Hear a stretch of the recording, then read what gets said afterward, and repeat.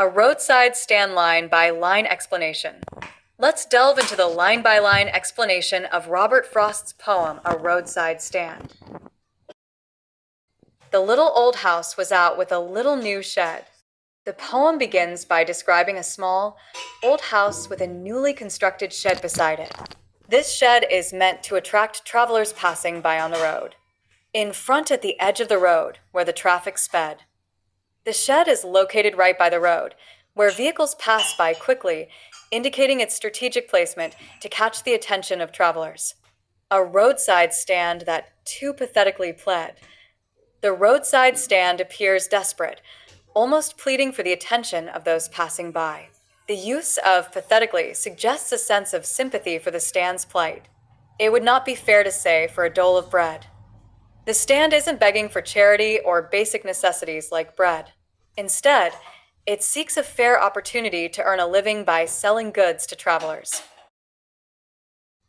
But for some of the money, the cash whose flow supports, the people at the stand are hoping to earn money, which is crucial for their survival and well-being. The flower of cities from sinking and withering faint. The cash flow they seek sustains urban areas, preventing them from declining. This highlights the economic disparity between rural and urban communities. The polished traffic passed with a mind ahead. The vehicles passing by are described as polished, indicating the affluence of the travelers. These travelers are focused on their destination and pay little attention to the roadside stand. Or, if ever aside a moment, then out of sorts. If travelers do happen to notice the stand, they do so reluctantly and with irritation, finding it an unwelcome intrusion on their journey. At having the landscape marred with the artless paint, the stand's simple, unprofessional appearance is seen as a blemish on the otherwise picturesque landscape. Of signs that with N turn wrong and S turn wrong. The signs at the stand are poorly made, with letters like N and S, often painted incorrectly. This further emphasizes the stand's rustic, unpolished nature.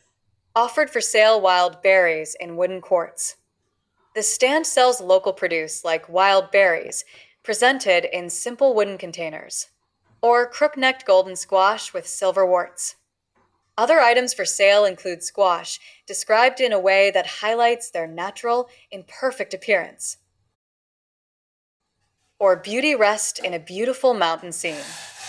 The stand also offers the beauty of the surrounding natural landscape, suggesting that travelers could find rest and enjoyment in this rural setting.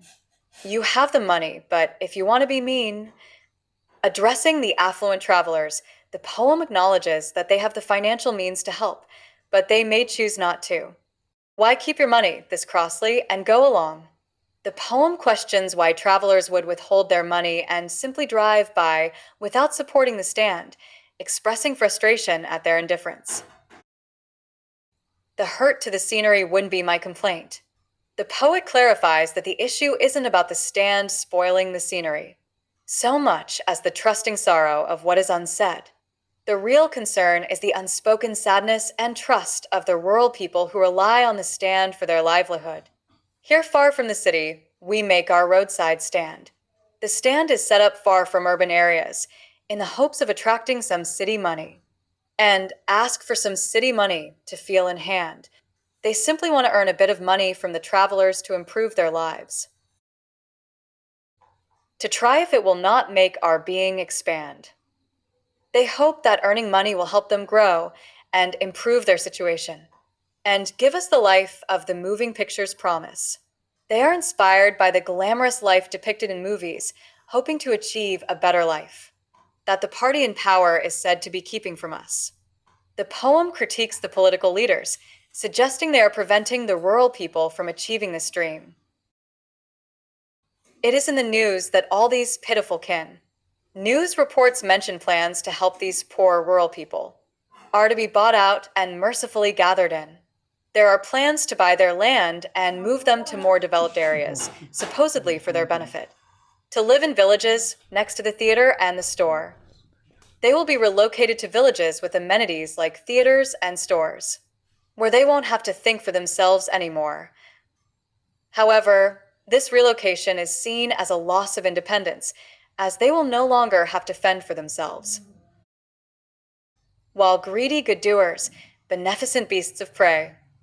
The poem criticizes those who claim to help but are actually self serving and predatory, swarm over their lives enforcing benefits.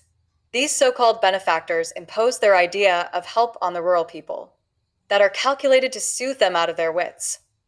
The aid is designed to pacify and control them, and by teaching them how to sleep, they sleep all day. The aid makes the rural people dependent and lazy. Sometimes I feel myself I can hardly bear.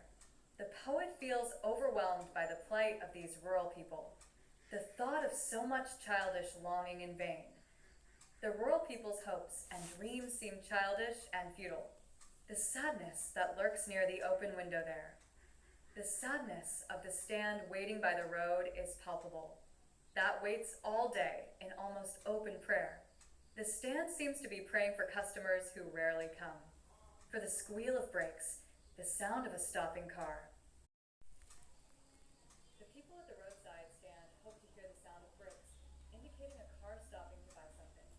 Of all the thousand selfish cars that pass, out of the many cars that pass by, most of which are driven by selfish people who do not stop, just want to inquire what a farmer's prices are. They long for just one car to stop and ask about the prices of the goods being sold. And one did stop, but only to plow up grass. Occasionally, a car to stop, but only to damage the grass while turning around. In using the yard to back and turn around. The car uses the yard of the roadside stand to back up and turn around, not to buy anything, and another to ask the way to where it was bound. Another car stops, but only to ask for directions to its destination, and another to ask if they sell it a gallon of gas. Yet another car stops to ask if the stand sells gasoline. They couldn't miss crossing. They had none, even at sea. The people at the stand respond irritably, saying they don't sell gas, and wondering why the driver didn't realize that. No, in country money, the country scale of gain. In rural areas, the economy and potential for making money are very limited. The requisite lift to the spirit has never been found. The rural people rarely experience the joy and upliftment that financial gain can bring, or so the voice of the country seems to complain. This sentiment is echoed by the general complaints and frustrations of the rural community. I can't help owning the great relief it would be. The poet admits that it would be a great relief for him personally to put these people at one stroke out of their pain. The poet contemplates the idea of ending the suffering of the rural people all at once, possibly hinting at a drastic solution. And then next day, as I come back into the same. The next day, as the poet returns to a more rational state of mind, I wonder how I should like you to come to me. The poet questions how he would feel if someone came to him and offered to put me gently out of my pain. If someone offered to end his suffering, he reflects on whether he would appreciate such an offer. Frost explores the frustration and disappointment of rural people who depend on the passing city traffic for their livelihood, yet receive little to no support. The poet's reflection on the potential relief from suffering also touches on the ethical implications of such a drastic measure.